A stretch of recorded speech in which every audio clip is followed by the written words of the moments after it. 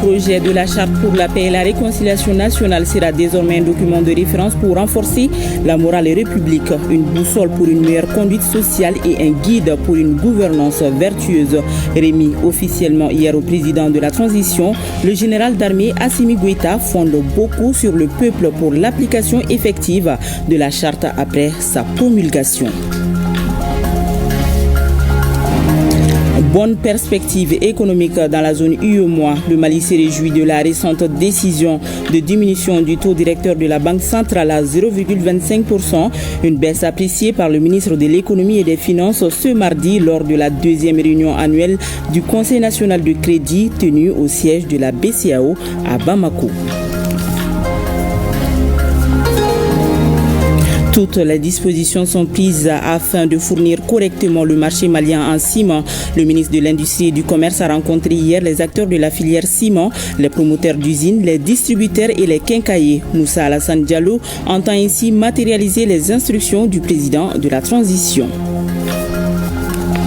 Et l'invité de cette édition est le ministre de l'Agriculture, Daniel Siméon Kéléma. Avec lui, nous allons parler du concours d'entrée au centre d'apprentissage au titre de l'année scolaire 2025-2026.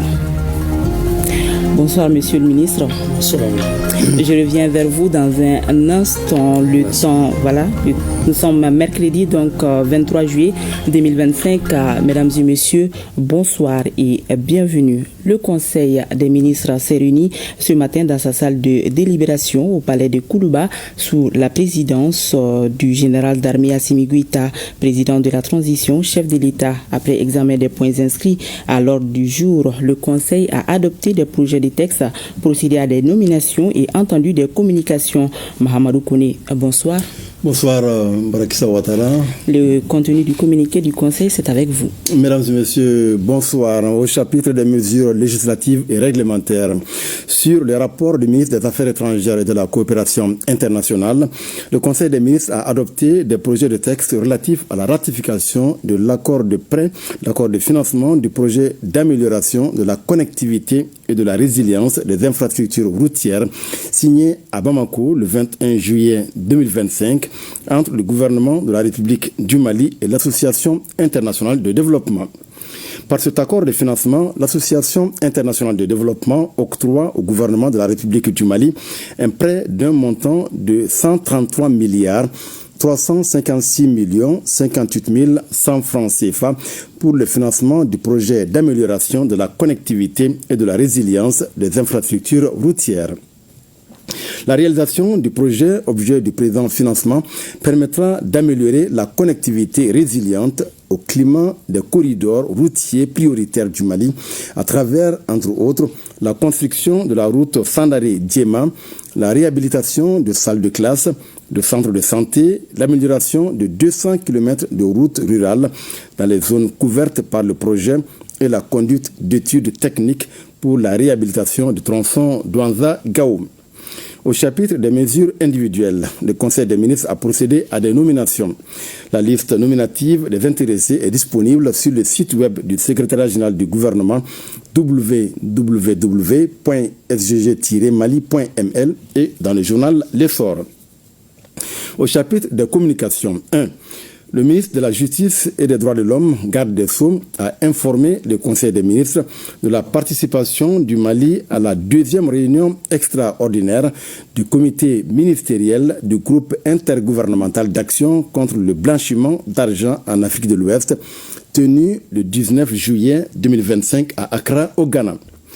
Cette deuxième réunion, qui a connu la participation de 15 pays, dont le Mali, avait à l'ordre du jour l'examen du mémorandum sur l'adoption du calendrier du troisième cycle des évaluations mutuelles et du mémorandum sur la requête d'adhésion du Burkina Faso, du Mali et du Niger. Après échange, le Conseil ministériel a approuvé le mémorandum d'adhésion des 3 pays de la Confédération des États du Sahel et recommandé leur admission au groupe intergouvernemental d'action contre le blanchiment d'argent en Afrique de l'Ouest comme pays africain non membre de la communauté économique des États de l'Afrique de l'Ouest, à l'instar de l'Union des Comores et Sao Tomé et Principe. 2. Le ministre des Affaires étrangères et de la coopération internationale a informé le Conseil des ministres de la tenue de la 3e conférence des Nations Unies sur les pays en développement sans littoral du 5 au 8 août 2025 à Awaza, en Turkménistan. Cette conférence, placée sous le thème « Favoriser le progrès par le biais de partenariats » a pour objectif de procéder à un examen de la mise en œuvre du programme d'action de Vienne en faveur des pays en développement sans littoral pour la décennie 2014-2024, d'adopter un nouveau cadre de soutien international afin de répondre aux besoins spécifiques des 10 pays, de définir un plan d'exécution du nouveau programme d'action adopté le 24 décembre 2024 par l'Assemblée générale des Nations unies. La participation du Mali à cette conférence sera l'occasion de présenter aux partenaires au développement ainsi qu'au secteur privé les opportunités d'investissement dans les domaines des transports, des infrastructures, du commerce et de l'énergie afin de susciter leur accompagnement dans le cadre du nouveau programme d'action en faveur des pays en développement sans littoral. 3. Le ministre de la Promotion de la Femme, de l'Enfant et de la Famille a informé le Conseil des ministres de la participation du Mali à la réunion des ministres chargés de la promotion de la femme et du genre de la Confédération des États du Sahel, tenue du 13 au 18 juillet 2025 à Niamey au Niger. La réunion s'inscrivait dans le cadre de la déclaration de Bamako des ministres chargés de la promotion de la femme et du genre de la Confédération des États du Sahel, signée le 1er août 2024, et de l'opérationnalisation du pilier développement du traité portant création de la Confédération. Les travaux ont porté sur l'analyse des progrès et les défis, le partage d'expériences et de bonnes pratiques en matière d'égalité du genre et d'autonomisation des femmes et des filles dans chaque pays de la Confédération, l'élaboration de la déclaration de Niamey sur la mise en place d'un cadre de concertation des ministres chargés de la promotion de la femme et du genre et d'une plateforme régionale des organisations des femmes de la Confédération des États du Sahel. 4.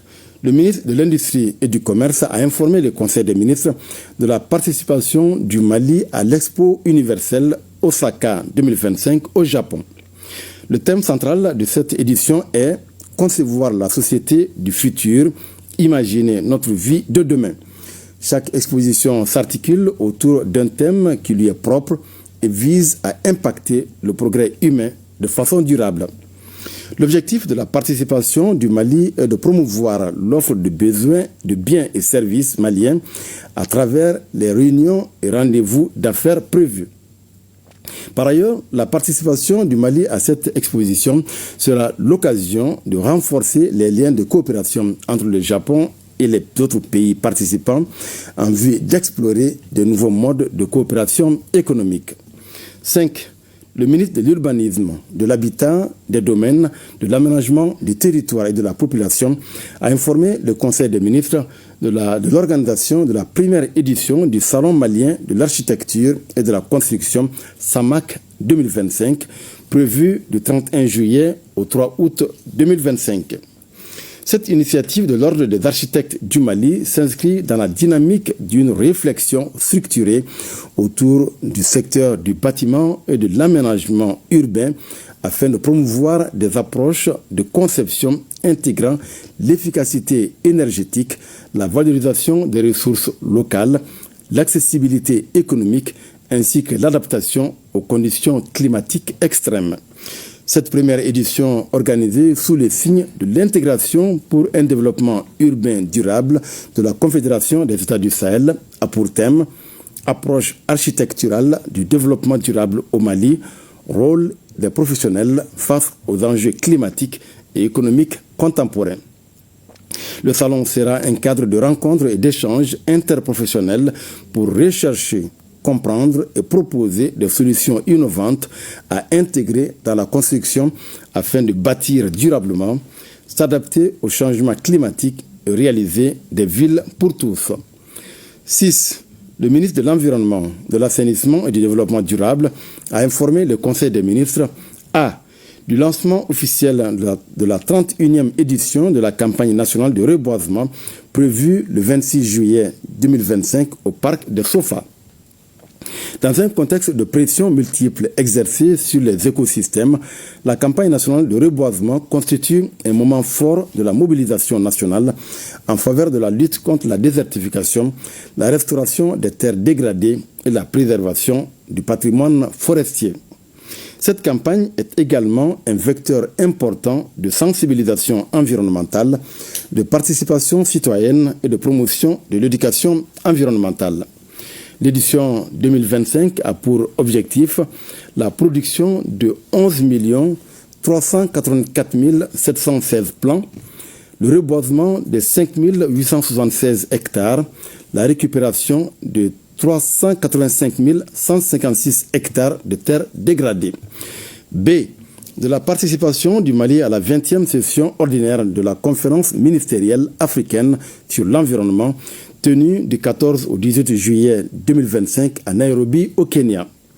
Cette session, placée sous le thème 4 décennies d'action environnementale en Afrique, réflexion sur le passé et projection vers l'avenir, a permis de dresser le bilan de 40 années de coopération environnementale africaine, de dégager les priorités régionales pour la période 2025-2027 et de préparer les prochaines échéances internationales, parmi lesquelles le deuxième sommet africain sur le climat, la 6e conférence des parties à la Convention de Minamata sur le mercure, la 30e conférence des parties à la Convention cadre des Nations Unies sur le changement climatique.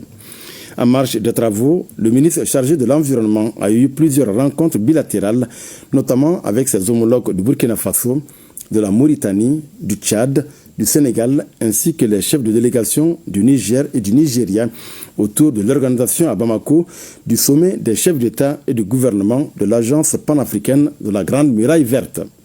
7. Le ministre de l'Artisanat, de la Culture, de l'Industrie hôtelière et du Tourisme a informé le Conseil des ministres de la participation du Mali à la réunion ministérielle sur le dialogue mondial entre les civilisations tenue du 11 au 12 juillet 2025 à Beijing, en Chine. Cette rencontre, qui avait pour thème sauvegarder la diversité des civilisations humaines pour le développement et la paix mondiale, a regroupé 140 pays et plus de 600 participants avec pour objectif de favoriser les échanges intercivilisationnels, de consolider la compréhension mutuelle et de promouvoir la paix, l'harmonie et le développement à l'échelle mondiale. Au cours de cette réunion, le ministre chargé de la Culture et son homologue chinois sont convenus du renforcement du pont culturel entre le Mali et la Chine à travers notamment le transfert de technologies, le renforcement des échanges entre les musées du Mali et de la Chine, la participation des artistes maliens à l'exposition de la route de la soie. 8. Le ministre de la Santé et du Développement social a informé le Conseil des ministres de la situation épidémiologique du pays, marquée notamment par une diminution du nombre de cas confirmés de dengue comparé à celui de la semaine écoulée. Le président de la transition, chef de l'État, a cependant appelé la population au respect strict des mesures de prévention et de lutte contre les maladies. Voilà, Mbarakissa, ce qu'il fallait retenir du contenu du communiqué du Conseil des ministres de ce mercredi. Merci bien, Mahamadou Okone. Et je reviens vers vous, Monsieur le ministre, et bonsoir. Bonsoir. Alors, Monsieur le ministre, lors du concours organisé par le Centre d'apprentissage agricole en mai dernier, il a été observé qu'après la correction des épreuves, il y a eu un faible taux de réussite, 12%. Alors, pouvez-vous nous expliquer la raison de ce faible taux d'admission? Merci beaucoup. Et je remercie l'OATEM pour m'avoir donné l'opportunité d'échanger un peu sur les résultats du concours d'intégration dans les centres d'apprentissage agricole. Nous avons 4 centres en République du Mali.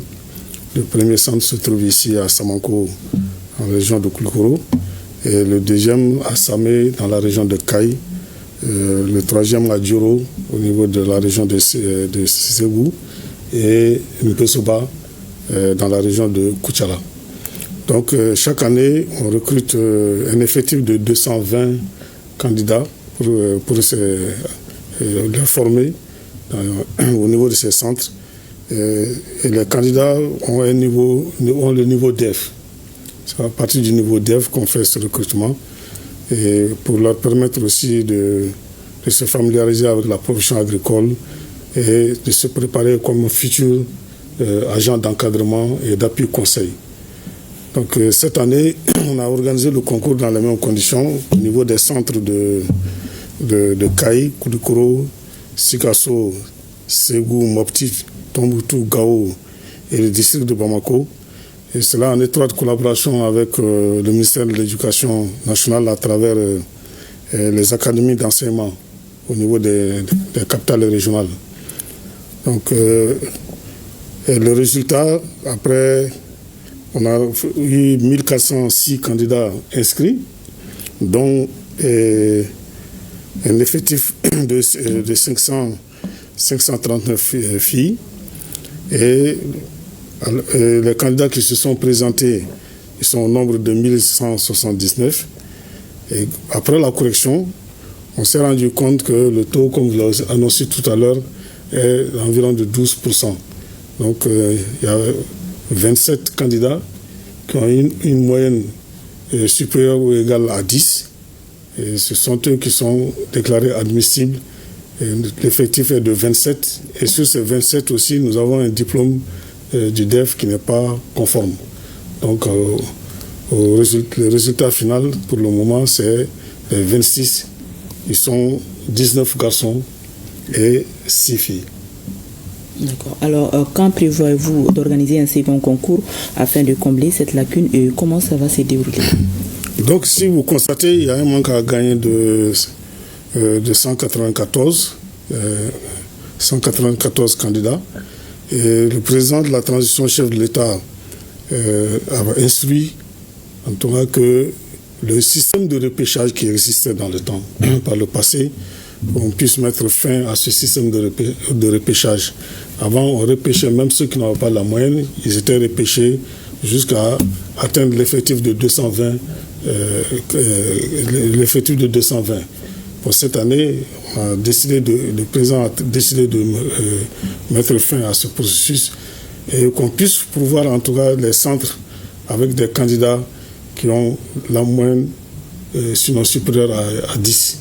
Et là, ça nous permet de préparer en tout cas des futurs encadreurs d'un certain niveau qui pourront donner l'appui conseil nécessaire, encadrer les producteurs en fonction de leurs besoins et en prodiguant les conseils de qualité. Donc, raison pour laquelle les dispositions sont prises pour que dans un mois, on puisse reprendre encore le concours pour donner la chance aux uns aux autres d'être parmi les 194 qui manquent. Et enfin, quel message souhaiterez-vous adresser aux candidats qui aspirent à rejoindre ces centres de formation? Le message que je voudrais donner aux candidats qui aspirent à ces centres de formation, c'est qu'il ne faut pas qu'ils se sous-estiment. Il faut préparer. Il y avait des pratiques dans le passé. Donc une fois qu'on a mis fin à ces pratiques cette année, l'opportunité leur a été donnée par l'organisation d'un nouveau concours,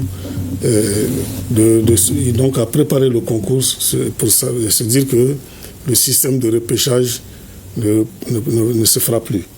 Donc il faut qu'ils se préparent et qu'ils soient confiants en eux-mêmes, qu'ils partent à égalité de chances. C'est les méritants qui seront sélectionnés parmi les 194. Donc je demande aux uns aux autres, dans un mois, on va reprendre et il faudrait qu'eux-mêmes ils puissent revisiter un peu leur cahier et voir maintenant comment ils peuvent être parmi les plus méritants. Merci bien, Monsieur le ministre. Et je vous le disais dans les titres, le président de la transition, le général d'armée Assimi Goïta, a reçu hier le projet de la charte pour la paix et la réconciliation, une cérémonie que vous avez d'ailleurs suivie en direct sur nos antennes. Pour le chef de l'État, la charte sera désormais un document de référence pour renforcer la morale république. Le document se veut être une boussole pour une meilleure conduite sociale au Mali. Il est à la fois un guide pour une gouvernance vertueuse et un outil qui peut être consulté à tout moment pour régler les différents et autres dysfonctionnements. Le président de la transition fonde beaucoup d'espoir sur le peuple pour l'application effective de la charte après sa promulgation. Serra Batilé revient sur les opportunités qu'offre la charte pour la paix et la réconciliation, suivant cette synthèse.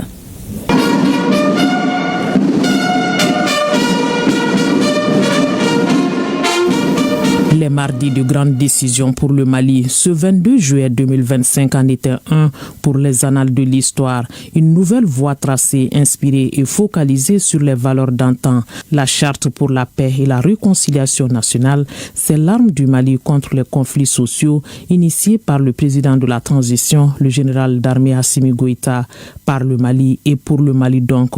Et sans interférence extérieure, les Maliens se sont parlé et ont convenu d'une conduite sociale, la charte pour la paix et la réconciliation nationale. Une marche pour la refondation souhaitée, c'est donc l'apothéose d'un long processus de concertation qui a mis à la tâche une cinquantaine d'experts qui ont donné des directives pour solidifier la morale républicaine.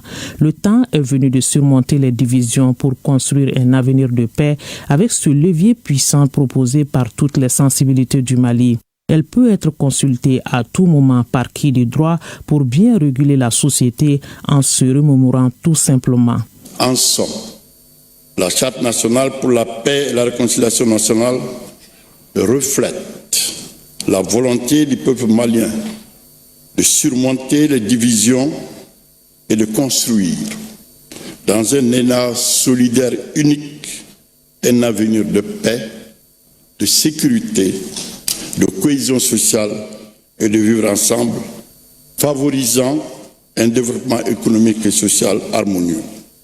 Entre les lignes des 106 articles de la Charte pour la paix sont rappelés l'importance et la place de la parenté à plaisanterie dans notre société, l'autorité des parents, le pardon, le travail, le respect pour ne citer que ceci. Les principes d'une bonne gouvernance y sont détaillés. Dans une vision de sauvegarde de la patrie, l'accent est mis sur la jeunesse et la nécessité de promouvoir une jeunesse responsable et patriote.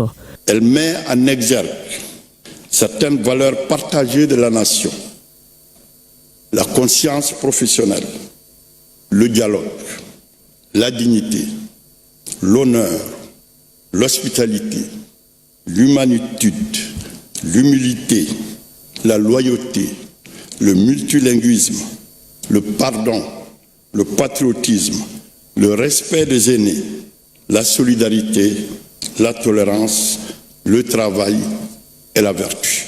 Un tournant décisif pour le Mali. Le chemin est parsemé d'embûches, mais il faut y faire face et le bout du tunnel n'est plus loin.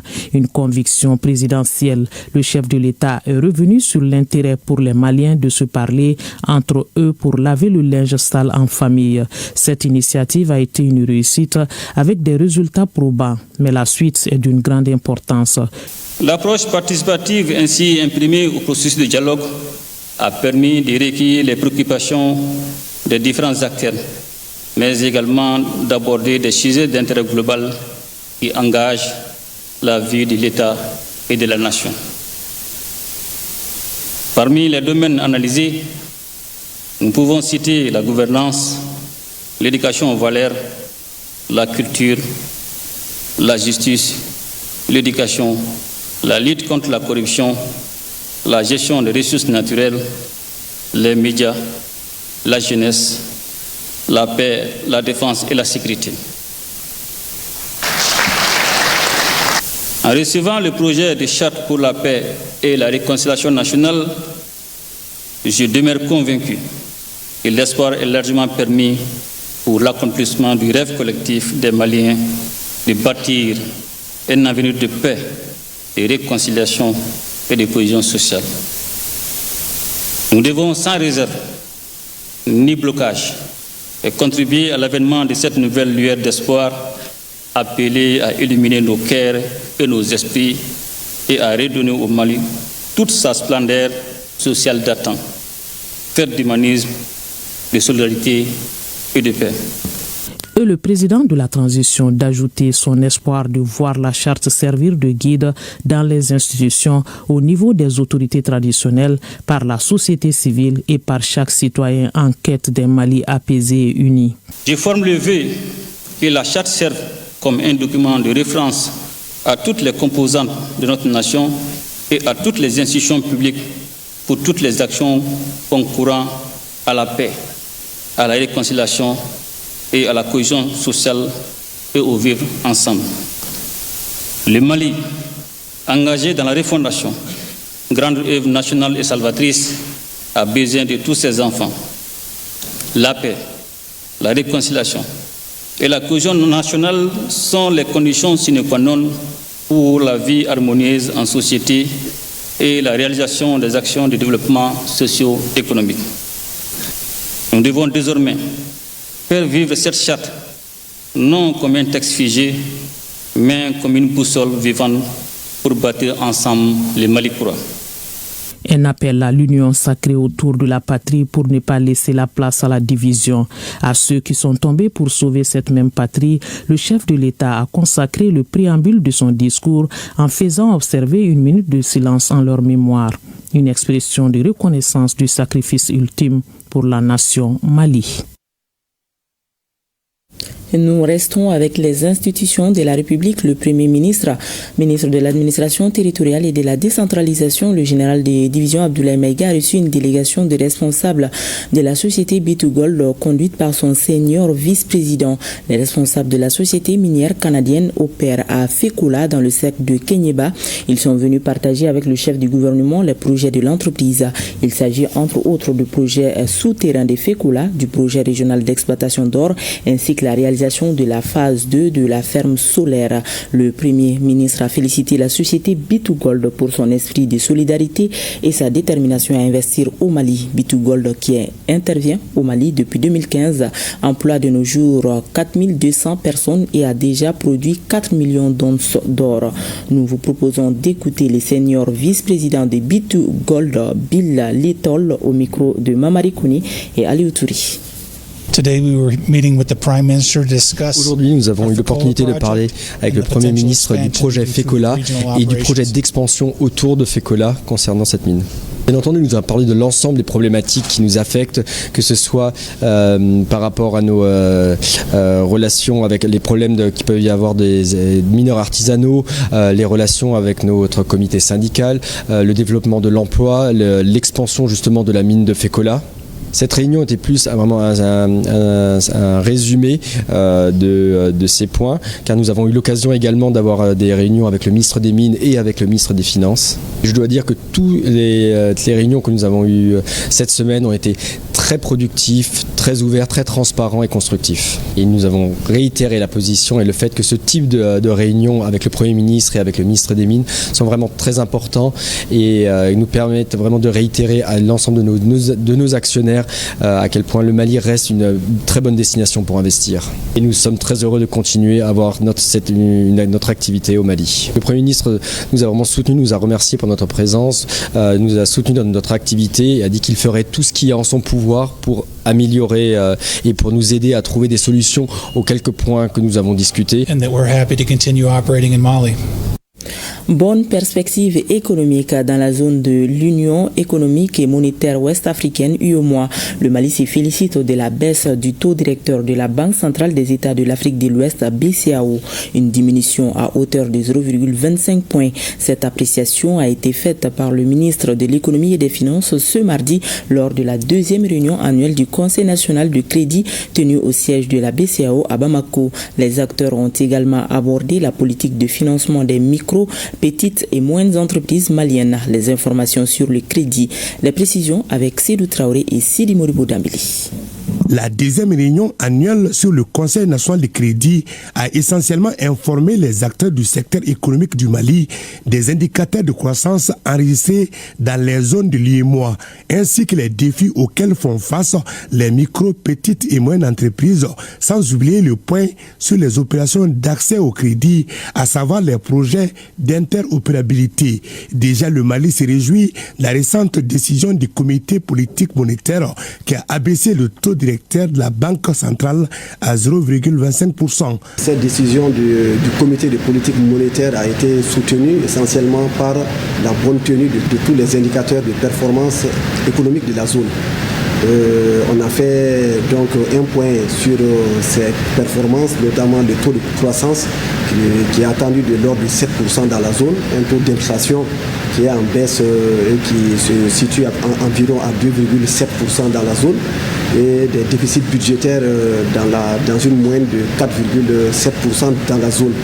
toutes choses donc, qui confortent justement une bonne perspective et une bonne reprise économique dans la sous-région. Ainsi, fort de ces bonnes perspectives, donc, le comité de politique monétaire a décidé donc d'abaisser de 0,25 points les principaux taux directeurs. Sur le volet de la politique de financement des micro, petites et moyennes entreprises au Mali, le ministre en charge de l'économie a sollicité un plan détaillé auprès de la Banque centrale afin de mettre en place un mécanisme facilitant davantage l'accès au crédit bancaire. Il a été montré que, en tout cas, plus de 96% de nos entreprises au Mali sont des micro, petites et moyennes entreprises, et qu'il est nécessaire de mettre en place un mécanisme pour pouvoir les encadrer et les accompagner afin qu'ils puissent avoir plus accès au crédit bancaire, donc pour pouvoir assurer donc le financement de leurs activités et assurer donc le processus de croissance interne endogène que nous souhaitons vivement. Il a été rappelé sur le plan des statistiques que plus d'1 milliard, 1139 milliards ou plus qui ont été accordés aux micro, petites et moyennes entreprises, mais celles qui sont dans le cadre en tout cas de la mise en œuvre du dispositif mis en place pour faciliter leur accès ne représentent pas plus de 30%. C'est pourquoi on a instruit à la Banque centrale de nous donner un plan d'action détaillé avec tous les responsables et toutes les actions à mettre en œuvre pour que avant la prochaine session nous puissions nous accorder sur ce plan. La BCEAO a également présenté aux participants des statistiques relatives aux entreprises et aux banques conformes au dispositif prudentiel et aux directives de la Banque centrale en la matière. Concernant l'interopérabilité, toutes les banques seront intégrées sur une plateforme unique au niveau de la BCEAO. Quelqu'un qui a son compte dans une banque peut faire des transferts à partir d'un téléphone, peut faire des transferts à partir d'une autre structure et toute la compensation se fait au niveau de la Banque centrale. Nous n'avons plus besoin d'avoir des ressources soit en dépôt physique uniquement dans la banque ou en dépôt sous forme d'unité de valeur chez un marchand ou en tout cas un opérateur de paiement. Par ailleurs, la question sur la rareté des petites coupures et des biens mutilés a été soulevée et des éclaircissements ont été apportés par la Banque centrale et l'Association des professionnels des banques et établissements financiers APBF. Tous les billets mutilés qui seront amenés au guichet des banques seront systématiquement déposés au niveau de la Banque centrale et en contrepartie, les banques vont servir les clients en coupure de bonne qualité. Et parallèlement, au niveau de la Banque centrale, nous avons décidé pour accompagner ce processus de créer un guichet spécial pour ces billets mutilés. Ne pas refuser un client parce qu'il amène des billets mutilés. Donc, il faut qu'on prenne les billets et puis qu'on puisse les échanger. Aujourd'hui, il y a beaucoup de plaintes par rapport à la non-disponibilité des petites coupures. Donc, à chaque retrait à nos guichets, on doit donner un minimum de petites coupures aux clients. Également, au niveau de nos guichets automatiques de paiement, approvisionner nos guichets automatiques de paiement de petites coupures pour qu'à chaque retrait avec les cartes bancaires, que les clients également puissent avoir les petites coupures. Cette deuxième réunion sur le Conseil national de crédit a enregistré la participation des responsables des banques, de la Chambre de commerce et d'industrie, du Conseil national de patronat du Mali, la Chambre d'agriculture, ainsi que les représentants de la société civile et des consommateurs. Je l'annonçais également au sommaire, le ministre de l'Industrie et du Commerce a rencontré en début de semaine les acteurs de la filière ciment, les promoteurs d'usines, les distributeurs et les quincailliers. Les échanges ont porté sur la fourniture correcte du marché malien en ciment, une instruction du président de la transition, le général d'armée Assimi Goïta. Reportage à Youssouf Diakité et Sidi Moulibo Damili. Le ministre de l'Industrie et du Commerce est à pied d'œuvre pour la stabilisation durable du marché du ciment en assurant un approvisionnement régulier et supportable par les Maliens. Voilà la quintessence de cette rencontre avec les acteurs de la chaîne d'approvisionnement du marché en ciment. Nous sommes compris et nous sommes donné la main pour que le prix du ciment ne flamme pas sur le marché. La problématique qui en est ressortie est une problématique connue. Il s'agit de la problématique du transport. Et effectivement, nous sommes, et il faut le reconnaître, un pays enclavé. Un pays enclavé qui a connu une crise multidimensionnelle également sur le secteur du transport, avec des facteurs à la fois endogènes et exogènes. Aujourd'hui, un des axes principaux est soumis à de fortes pressions, on va le dire comme ça. Cet axe de Caille, qui est un des axes principaux d'acheminement non seulement de notre matière, mais du ciment importé également, fait en sorte que même si les usines locales ont les capacités installées pour pouvoir fournir l'ensemble du marché, elles n'arrivent pas à se fournir dans la matière première nécessaire pour pouvoir le faire. Dans un mois, nous avons décidé de nous revoir avec notre ministre de tutelle et tous les intervenants qui étaient là aujourd'hui pour pouvoir faire un point. Le gouvernement reste engagé, dit le ministre de l'Industrie, avec tous les partenaires pour un marché stable, du ciment accessible et au service des Maliens. L'approvisionnement correct et régulier du marché en ciment est sur l'ensemble du territoire national.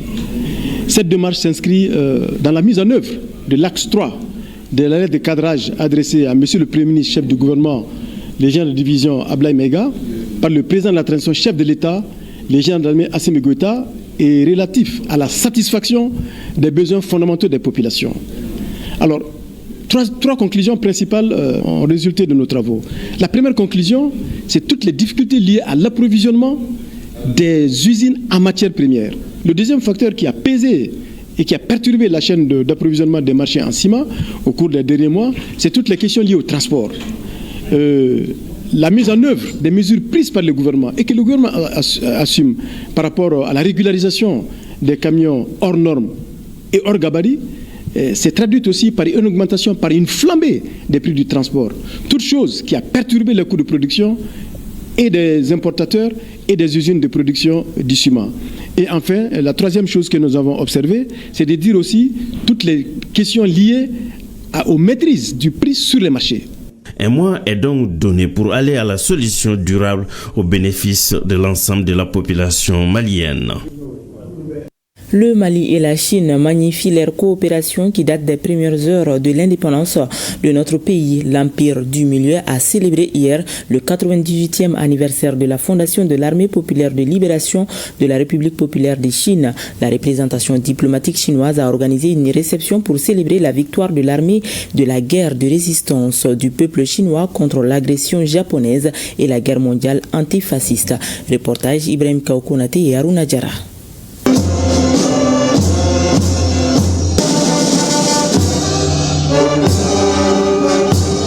Créée en 1927, l'Armée populaire de libération de la Chine est aujourd'hui considérée comme l'une des forces armées les plus importantes au monde.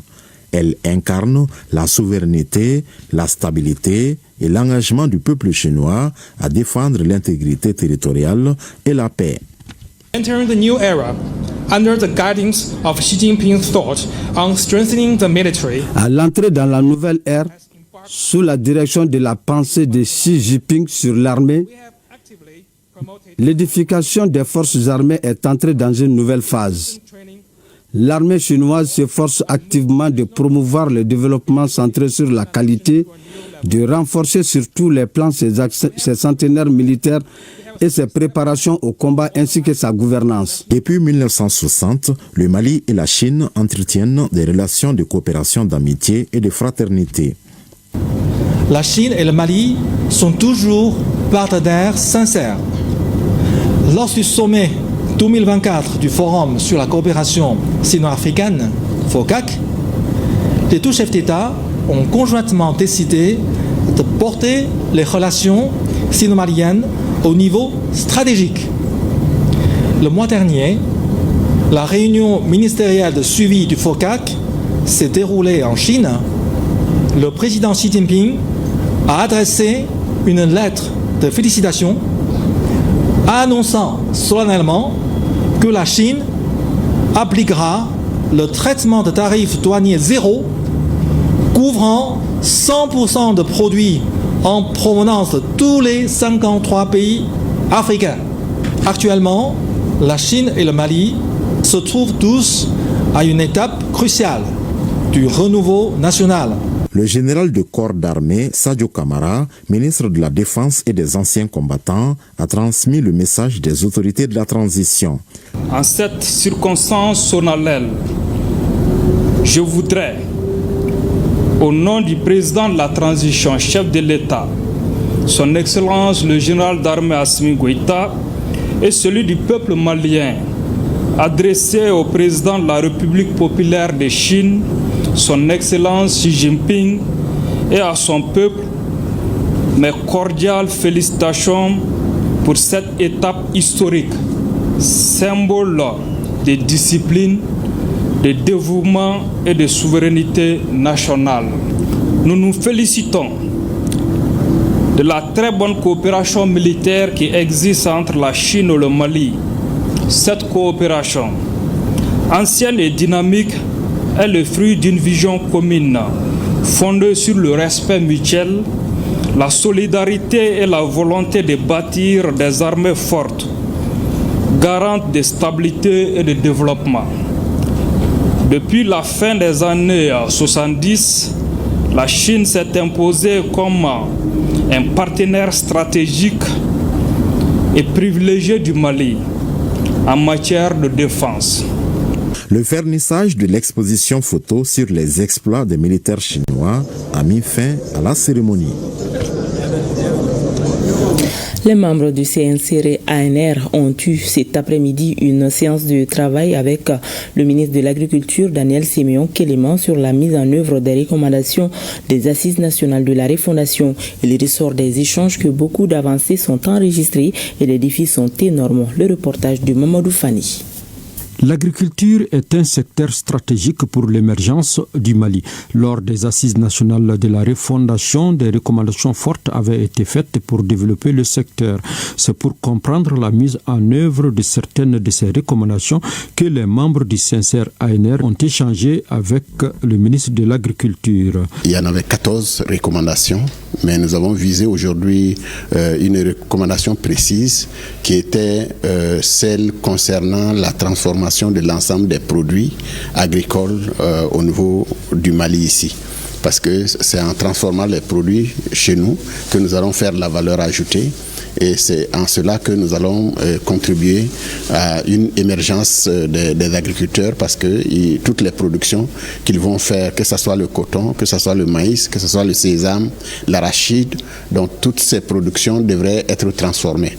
Cela demande naturellement une très grande organisation. Donc nous sommes venus échanger avec le ministère aujourd'hui sur les enjeux, les différents enjeux liés à cette transformation agro-industrielle des produits au Mali. La politique agricole, la disponibilité des équipements et intrants agricoles, la création des agropoles, la valorisation de certaines filières sont des sujets qui ont fait l'objet d'amples échanges avec le ministre. Notre mission fondamentale, c'est d'œuvrer à améliorer la production et la productivité agricole au Mali pour aller vers l'atteinte de la sécurité alimentaire et nutritionnelle.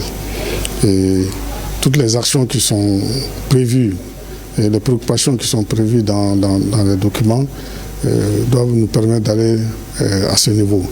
Donc, et eux, c'est surtout l'émergence de l'agro-industrie, un système agroalimentaire développé. Et notre politique de développement prône cela, qu'il faut moderniser le secteur agricole, moderniser les exploitations familiales, moderniser les entreprises, et ça pour leur permettre de pouvoir aller à l'émergence d'un secteur agro-industriel. Les efforts déployés par le département de l'agriculture permettront une mise en œuvre de toutes ces recommandations. Cela passe par plus de moyens, mais aussi par une synergie d'action des acteurs du monde agricole. Un atelier de sensibilisation et de concertation a récemment été organisé par le ministère de l'Entrepreneuriat national, de l'emploi et de la formation professionnelle avec l'appui technique et financier de l'OIT pour discuter de la recommandation D104. Il s'agit de faire le diagnostic et élaborer une stratégie intégrée pour favoriser la transition vers l'économie formelle. Cet événement a rassemblé des acteurs clés du secteur public, du monde associatif et du secteur privé, tous unis autour d'un objectif commun: renforcer l'économie malienne. Reportage Moussa Kamara. Adoptée en 2015 par l'Organisation internationale du travail OIT, la recommandation 204 souligne l'importance d'un système de protection sociale universel qui couvre tous les travailleurs, y compris ceux du secteur informel. Cet atelier va permettre de poser les bases d'une réflexion collective sur les défis et les opportunités liées à la formalisation de l'économie au Mali. Les travaux de cet atelier visent 5 objectifs majeurs. Renforcer les capacités des parties prenantes sur la recommandation 204 et sur le processus de diagnostic et d'élaboration d'une stratégie intégrée pour faire face à l'informalité. Analyser les dynamiques actuelles de l'économie informelle au Mali et identifier les leviers d'action pour améliorer la coordination et l'impact des initiatives existantes. Déterminer et hiérarchiser les secteurs économiques prioritaires en tenant compte des priorités nationales, des initiatives sectorielles en cours ou projetées, ainsi que de leur potentiel de transformation. Au Mali, environ 60 à 80% des emplois sont du secteur informel. La transition vers une économie a été facilitée grâce à l'engagement des autorités du pays. Au Mali, les initiatives locales ont été mises en œuvre pour faciliter la transition. Par exemple, la création de coopératives artisanales pour regrouper les petits producteurs et faciliter les accès au marché formel et au financement. Pour notre organisation, la formalisation du secteur se présente comme la voie privilégiée permettant à la fois d'améliorer la protection sociale des travailleurs, augmenter les recettes fiscales de l'État et favoriser une croissance économique plus inclusive. Les recommandations qui en découleront pourraient bien être les tremplins vers un avenir meilleur où chaque acteur économique, qu'il soit petit entrepreneur ou grande entreprise, pourra prospérer dans un cadre légal et sécurisé. Comment renforcer les capacités des organisations de la société civile pour un meilleur plaidoyer en faveur des énergies renouvelables? Les acteurs de la société civile s'y retrouvent autour d'un séminaire dans ce sens. Une initiative portée par la plateforme nationale des acteurs de la société civile malienne sur le climat, l'environnement et le développement durable. Reportage Bokari Koulibaly. Face à la crise énergétique, le Mali mise sur les énergies renouvelables comme solution durable, une option défendue par la plateforme des acteurs de la société civile engagés sur les questions climatiques, environnementales et de développement durable. Pour appuyer cette démarche, un séminaire de renforcement des capacités est organisé au profit des organisations de la société civile avec pour objectif de promouvoir les énergies vertes. Le séminaire vise à renforcer le rôle des organisations de la société civile pour la promotion des énergies renouvelables à travers un cadre de dialogue, de discussion avec les autres parties prenantes. Financé par le Centre d'études et d'expérimentation économique et sociale pour l'Afrique de l'Ouest, ce séminaire s'articule autour de plusieurs activités. Identifier les enjeux et les défis liés aux actions de promotion des énergies renouvelables afin de proposer des solutions concrètes aux organismes de la société civile. Discuter sur les synergies possibles avec les autres parties prenantes. Élaborer un plan d'action pour l'opérationnalisation des synergies. Et pour terminer, formuler des recommandations pour le renforcement du rôle des organisations de la société civile pour la promotion des énergies renouvelables au Mali. Pendant 2 jours, les participants échangent à travers des panels de communication et des travaux de groupe. En tout, une trentaine d'acteurs issus de la société civile prennent part aux travaux. La protection des enfants est une affaire de tous. L'UNICEF et le Haut Conseil islamique du Mali viennent de signer un protocole d'accord dans ce sens. C'est là dans des domaines comme l'éducation, la santé, l'environnement, pour ne citer que ceux-là. On en sait plus avec Boubacar Bablentouri. Le Haut Conseil islamique du Mali et son partenaire UNICEF dans une dynamique commune, celle de promouvoir la protection de la petite enfance. En effet, les 2 parties unissent désormais leurs efforts à travers un protocole d'accord signé, consolidant ainsi leur coopération. Ce document fondé sur des principes couvre les domaines de l'éducation, de la santé ou encore de l'environnement. Comme vous le savez, le Haut Conseil islamique du Mali est une institution qui est très bien respectée au Mali et qui a une assise nationale. L'UNICEF aussi est présent partout sur le territoire malien. Donc c'est une alliance naturelle qui fera du très bon travail pour couvrir le bien-être des enfants du Mali. Le droit de l'enfant étant un impératif moral et spirituel dans la religion musulmane, le Haut Conseil islamique se fait un devoir d'honorer les clauses du protocole d'accord ainsi signé. Nos actions, c'est d'abord mettre en exergue toutes les connaissances et les valeurs islamiques qui concourent à l'atteinte du bien-être de l'enfant, mais aussi procéder aux activités de sensibilisation au niveau de la population, au niveau de la communauté, afin que vraiment qu'on ait une enfance radieuse et une enfance qui se développe dans un cadre harmonieux. À la suite de la signature du protocole d'accord, il incombe désormais aux deux parties de définir avec soin un cadre d'action prioritaire. Direction à présent la 3e région où les rideaux sont tombés sur les assises des États généraux sur la situation de la femme, de l'enfant et de la famille. Après 3 jours d'échange, les participants au cours de cette cérémonie ont formulé plusieurs recommandations. Il s'agit entre autres de l'instauration d'un fonds d'appui annuel au profit des enfants et des familles vulnérables et l'intégration dans les programmes scolaires d'éducation civique, l'égalité de genre, les droits humains et la prévention des violences dès les niveaux fondamentaux. Reportage Yourubala Diabaté et Taïrou Konati. Après 3 jours d'intenses réflexions sur la situation de la femme, de l'enfant et de la famille, les participants se sont penchés sur 5 axes majeurs touchant aux défis et enjeux auxquels ils sont confrontés. Des préoccupations qui sont ensuite traduites en plusieurs recommandations.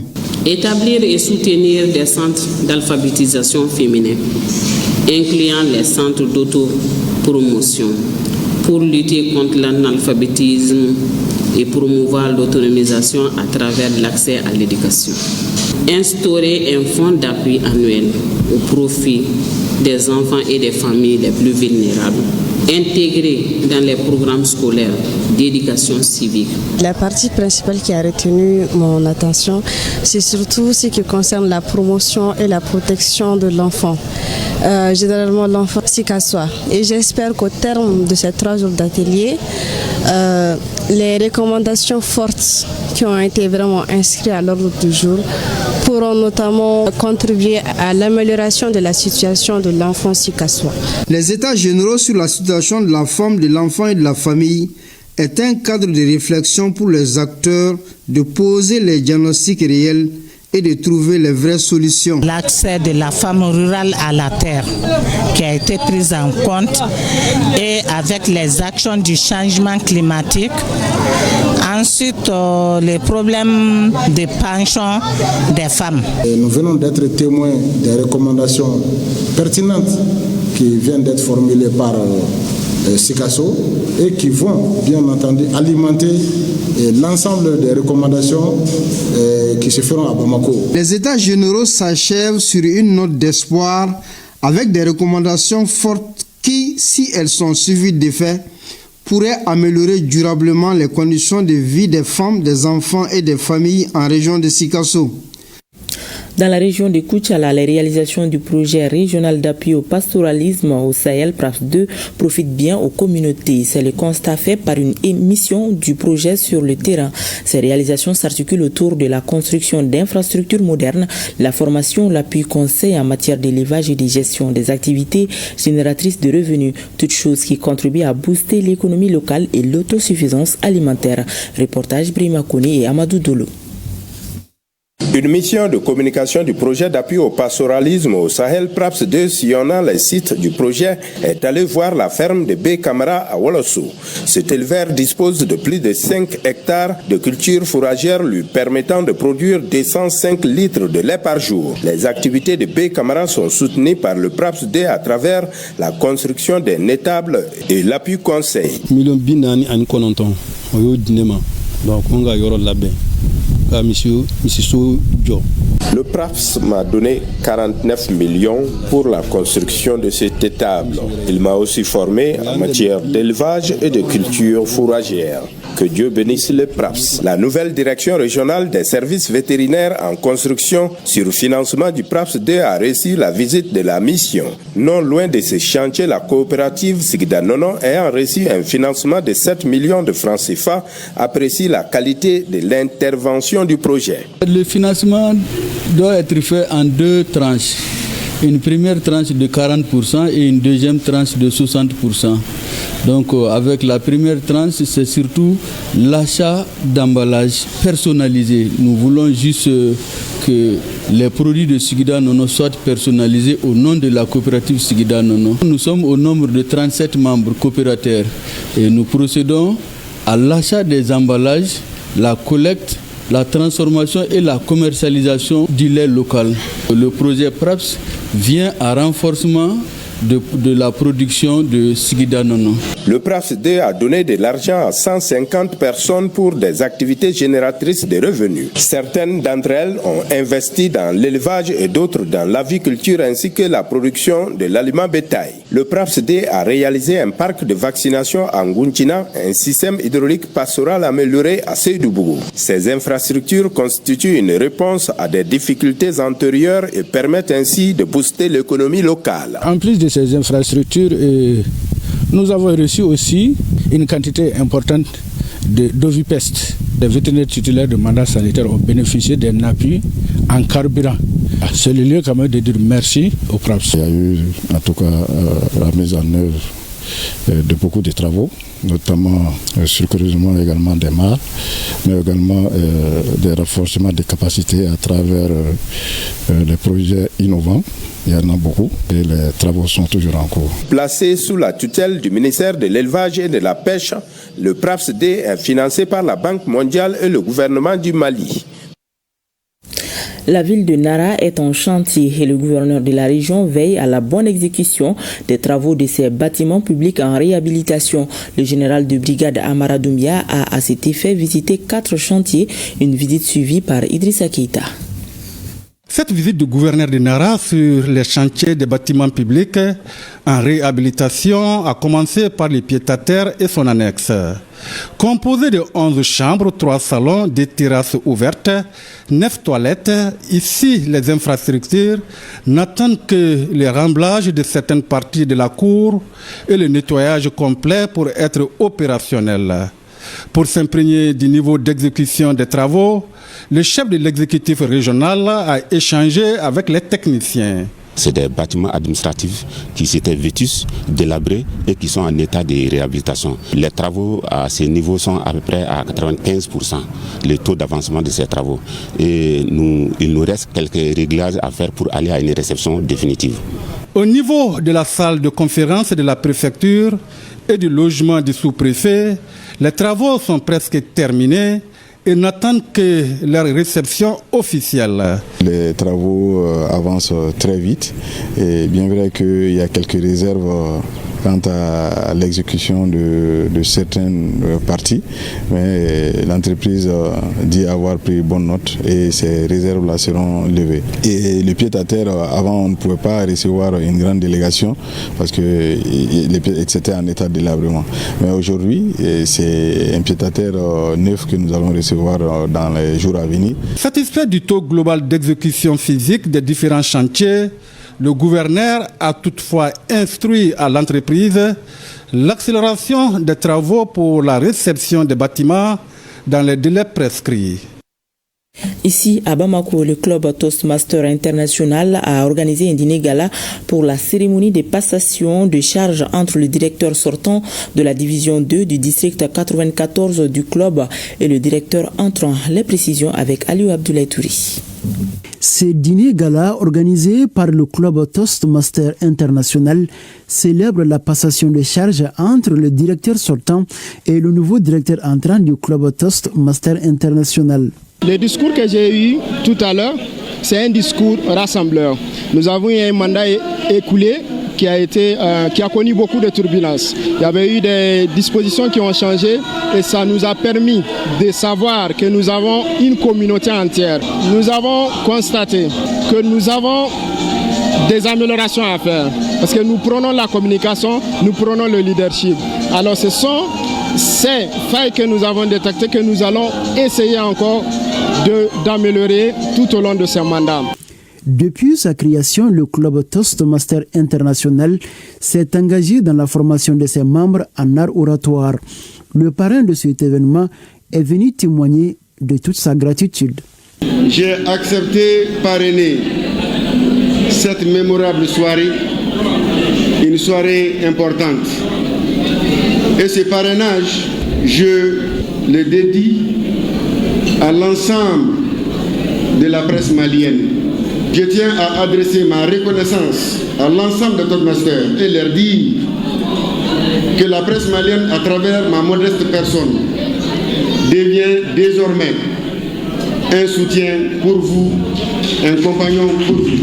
Le nouveau directeur du club Toastmaster International ambitionne de travailler à apporter plus d'innovation à travers des sessions de formation et à renforcer davantage le club pour plus de visibilité. Toastmaster International est une association dont l'objectif consiste à aider ses membres à améliorer leurs compétences en matière de communication et de leadership par la prise de parole en public. Yuri Communication, en partenariat avec Africa Télévision, a organisé la 3e édition du Forum à la Une, une initiative qui vise à mener des réflexions sur la réparation des crimes coloniaux. Plusieurs propositions ont été formulées par les panélistes, à savoir l'identification des crimes, la reconnaissance de la colonisation comme crime de guerre, la restitution des œuvres pilées à travers le continent, enfin ériger un mémorial pour que les générations futures puissent s'imprégner des événements. On en sait plus avec Aïssata Saliou Maïga. L'Union africaine a décrété l'année 2025 comme l'année des réparations avec le thème « Justice pour les Africains et les personnes d'ascendance africaine ». L'initiative vise à mettre l'accent sur les préjudices subis par les Africains en raison de l'esclavage, de la colonisation et de l'apartheid. C'est dans cette optique que Yuri Communication, en partenariat avec Africable Télévision, mène des réflexions sur la réparation des crimes coloniaux afin d'éclairer l'opinion publique sur certaines questions cruciales qui concernent l'histoire et l'avenir de l'Afrique. Au nom de la dignité humaine, de la justice, les victimes ont des droits, particulièrement à la réparation des préjudices subis dans la mesure où il est question ici d'un droit reconnu tant sur le plan national qu'international. Selon les différents panélistes, en cette heure de la refondation de l'État, les Maliens de tous bords n'aspirent qu'à la paix et à un avenir plus radieux. Déjà, c'est un premier pas. Un pas qu'il ne faut pas arrêter à ce seul niveau et qu'il faut perpétuer pour faire en sorte que nous sortions de cette situation qui fait que nous avons toujours été extravertis au lieu de nous baser sur nous-mêmes pour faire en sorte que nous sortions des problèmes que nous connaissons aujourd'hui, tant sur le plan politique, économique, social que culturel. La table ronde sur la réparation des crimes coloniaux et de l'esclavage arrive à un moment très opportun. Vous savez, notre espace, l'AES, vient de se doter d'une juridiction pénale il y a quelques semaines. Un engagement très fort qui suscite vraiment beaucoup d'espoir. Et c'est en ce sens que je crois que ce forum est arrivé à un point nommé. Plusieurs propositions ont été formulées par les panélistes, à savoir l'identification des crimes, la reconnaissance de la colonisation comme crime de guerre, la restitution des œuvres pillées à travers le continent, enfin ériger un mémorial pour que les générations futures puissent s'imprégner des événements.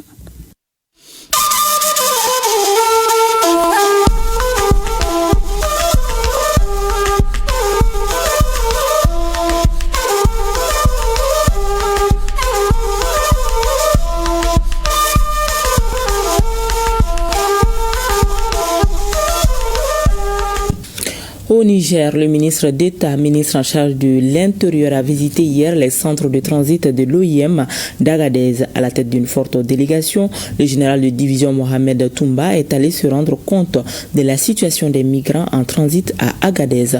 Compte rendu Moussa Efale et Bachir Harouna. S'enquérir de la situation migratoire qui prévaut dans la région d'Agadez, c'est l'objectif visé à travers cette visite de cette mission de haut niveau conduite par le ministre d'État, ministre de la Sécurité publique et de l'administration du territoire, le général de division Mohamed Toumba, accompagné d'une forte délégation comprenant les ministres de la Santé et de l'Hygiène publique, celui de l'Environnement, de l'Hydraulique et de l'Assainissement, des membres du CNSP, du gouverneur de la région d'Agadez, le général de division Ibra Boulama Issa et plusieurs autres personnalités civiles et militaires. Au passage de la mission ministérielle, les centres de transit de l'OIM accueillent 1614 migrants, dont 1319 hommes, 140 femmes, 131 mineurs accompagnés et 24 mineurs non accompagnés. Les migrants reçoivent une assistance directe, des soins médicaux, accès à l'alimentation, des documents de voyage, entre autres. Les ministres d'État, ministre de la Sécurité publique et de l'administration du territoire, le général de division Mohamed Toumba a successivement visité la salle de profilage, la salle de planification des vols, les restaurants, en passant par l'infirmerie pour constater de lui-même la situation du flux migratoire. À toutes les étapes, les ministres d'État, ministre de la Sécurité publique et de l'administration du territoire, le général de division Mohamed Toumba a été amplement édifié sur les conditions d'accueil, d'hébergement, des soins de santé et le retour des migrants dans leur pays d'origine. Au Burkina Faso, à quelques jours du lancement de l'immersion patriotique des nouveaux bacheliers, session de 2025, le ministre de l'enseignement secondaire, de la formation professionnelle et technique séjourne à Dédougou afin de voir de près l'environnement et l'état des infrastructures devant accueillir ces bacheliers au cours de leur formation. Le ministre Aboubakar Sawadogo s'est rendu cette semaine au lycée professionnel régional Naziboni et le lycée provincial de Dédougou, les deux centres retenus et qui vont servir à l'immersion patriotique des bacheliers éligibles. Des réglages et des consignes sont donnés afin que tout soit prêt pour cette formation d'un mois. Reportage Naba Dabiri et Hakani Pauline Bikaba. Ce sont ces deux établissements scolaires qui vont recevoir les bacheliers éligibles à l'immersion patriotique obligatoire pour le compte de 2025 dans le Mouhoun. Le ministre en charge de l'enseignement secondaire et de la formation professionnelle et technique, accompagné des autorités régionales de l'ex-boucle du Mouhoun, visite ces centres.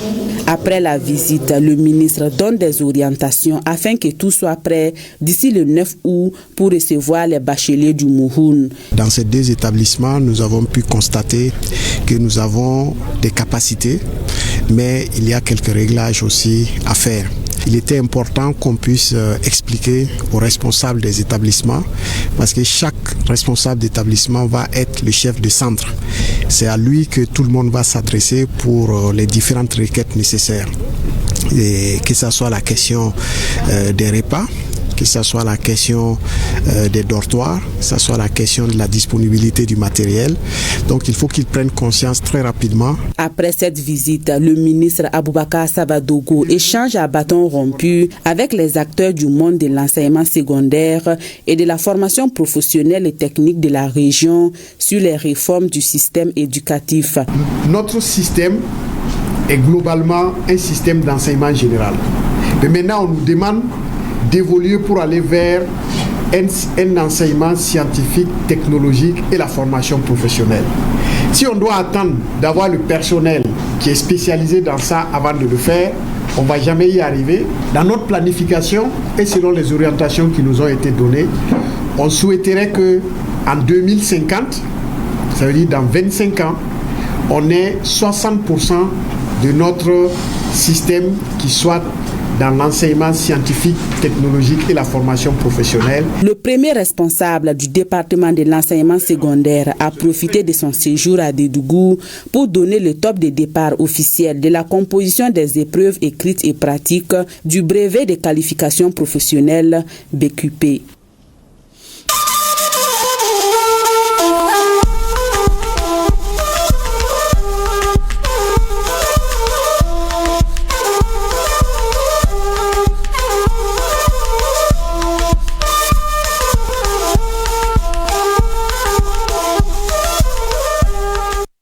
Et c'est ce qui met un point final à cette édition. Merci de l'avoir suivi. À demain, même heure, s'il plaît à Dieu.